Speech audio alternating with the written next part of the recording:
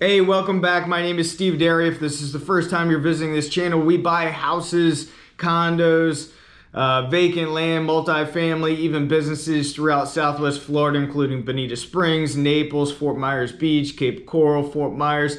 Anyway, we'll take a look at any kind of properties that you guys have interest in selling. And as always, I'm going to link in the description below for you guys our website as well, so you can learn more about us. But today I want to talk about basically how to stop a foreclosure in Bonita Springs or anywhere in Southwest Florida where you're at. There are a lot of different ways that you guys could mitigate and really save yourselves from hardship if you're in this kind of position. Now, we are real estate investors, but we've also been in real estate as real estate brokers and real estate agents, myself and Joe Lee, for well over 30 years collectively.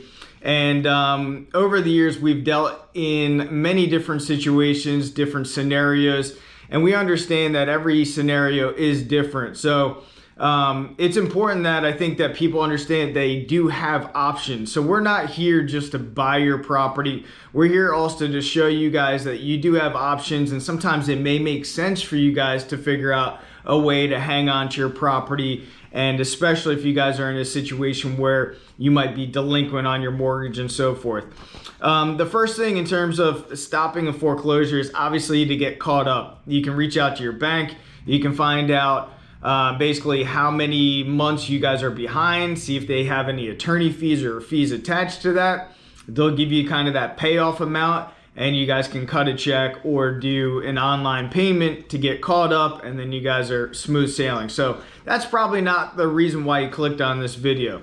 The second thing is what's called a loan modification. Now, a lot of people don't understand is when you do a loan modification, you guys are working with the lender to figure out how you guys can modify the loan that makes the payments easier on you. And this could be multiple different ways, whether it's a reduction in the interest rate, or if there's back payments that are owed that are in arrears, like if you took advantage of the forbearance, if that could get tacked onto the mortgage and extended out. Or in some cases, they've even been able to extend the mortgage completely out.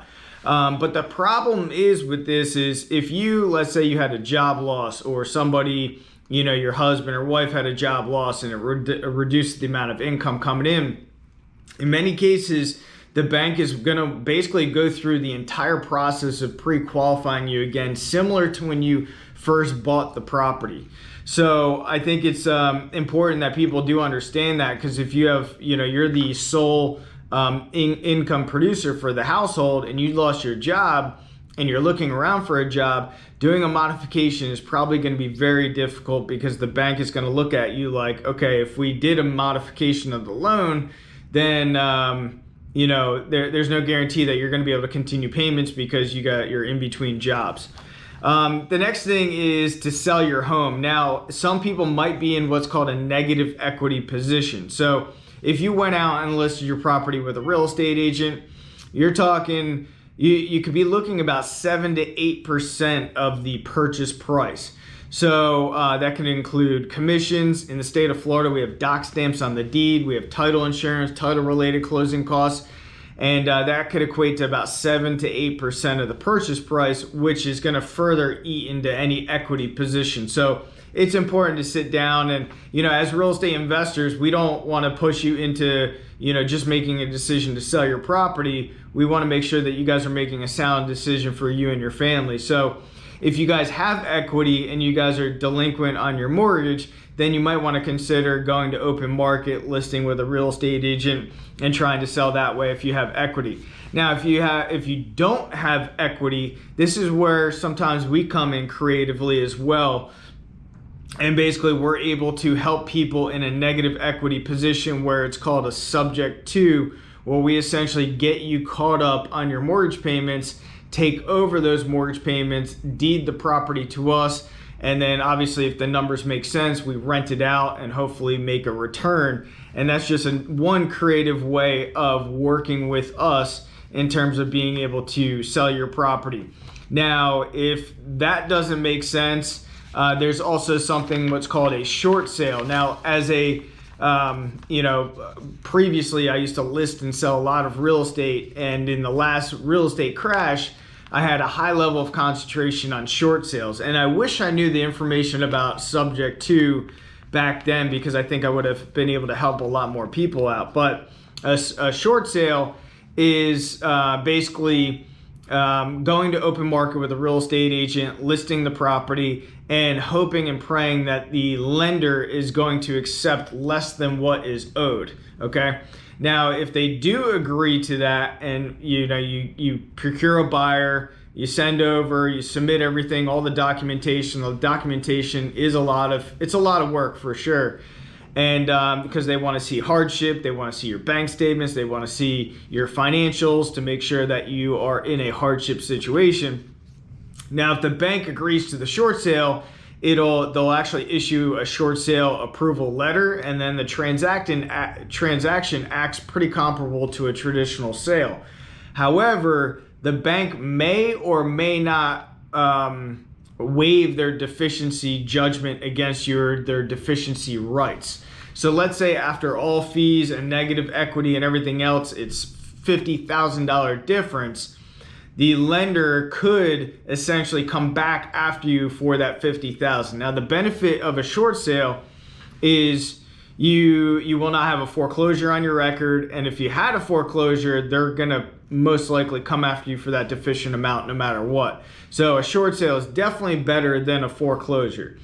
Now, that's going to lead me into my next thing, is what's called a deed in lieu of foreclosure. And this is when you basically are in direct contact with the bank. It's not as good as a short sale, but basically you're working it out with the bank saying, Mr. Banker, here are my keys to this house, and basically I don't want the property anymore, and I'm going to deed the property back over to you. So you're signing off on the deed, assuming the bank agrees to this, and then the bank will sign off on the deed as well, take possession of the property. And whether or not they're going to come after the deficiency judgment just depends on that bank, that lending institution. Odds are they're probably going to have to come after you for something.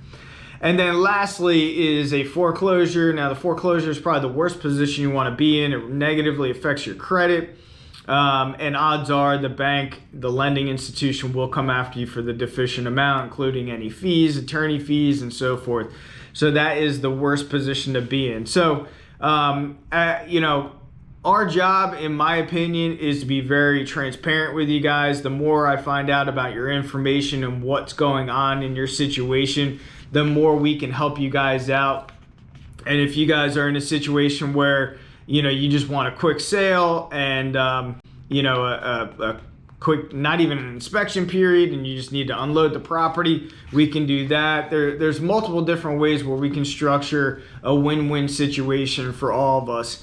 And anyway, I hope you guys got some value out of this, and take a look at some other videos on this channel, because as time progresses, my goal is to really just give you as much of my experience over the last 2 decades in the real estate business, and really just show you that there's different scenarios, different options, and many different facets of selling real estate. So I think it's important that everybody is educated. So as time progresses, I'm just going to keep putting more and more videos out for you guys as well, so you can get a feel for what's going on, but also get a feel for us as well, because we want to make sure that we have a certain level of trust and transparency with you guys, and our commitment is to help you guys regardless. Even if we're not buying your properties, at least we can guide you into some other directions to help you out.